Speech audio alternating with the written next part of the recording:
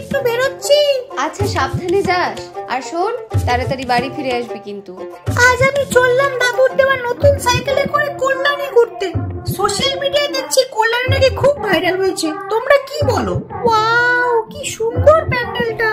বাবা, এত লাইন দিয়ে ঢুকতে হবে ভিতরে? এত ভিড়ে আমি তো চাপা পড়ে যাব।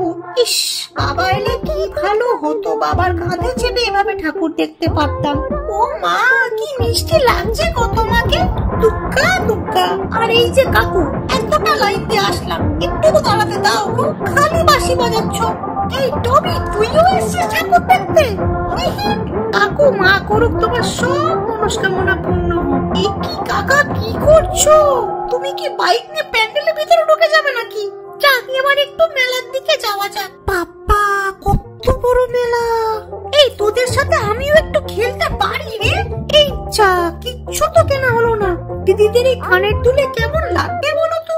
ভাইয়ের জন্যও তো কিছু নিতে হবে, নয়তো ও আবার মন খারাপ করবে। কি নিই বলো তো?